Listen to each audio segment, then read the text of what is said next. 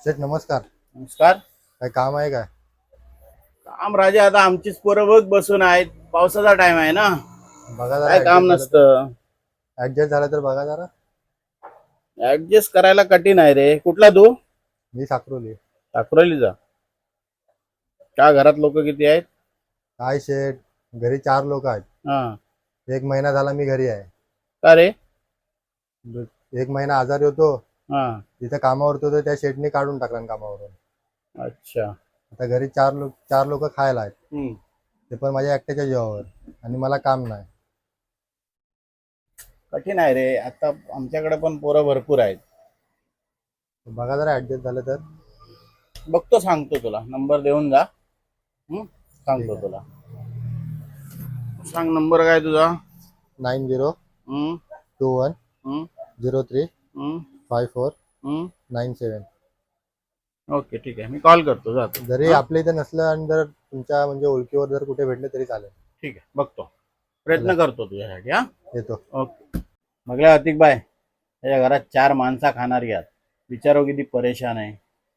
हो बाई, काय काम करायचं करा, आता? अफवा द्याला. आपो हो. ए दादा, इकडे इकडे.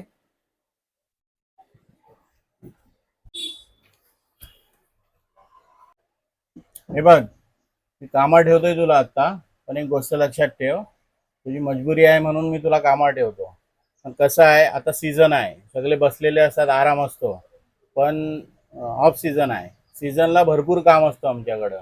मग त्यावेळीच काम सोडून जायचं नाही. नाही नाही शेठ, नाही जाणार. तुमचे उपकार नाही विसरू शकत मी. ठीक आहे, उद्यापासून ये कामावर.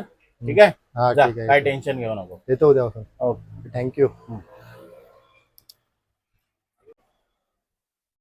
भाई, पहिलेच आपली पोरा 8 पोरा बसलेली आहात आणि तुम्ही आणखीन एक माणूस वाढवल्या. ऐसा आहे अतिक भाई, मजबूर आहे बिचारो.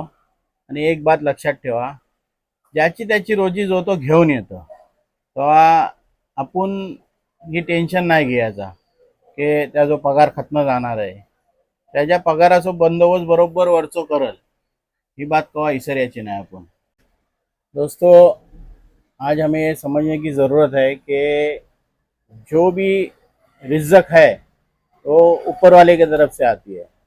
तो कभी भी ये मत सोचना कि मैंने इसे नौकरी दी है, मैंने इसे जॉब दिया है, इसलिए इसका घर चल रहा है।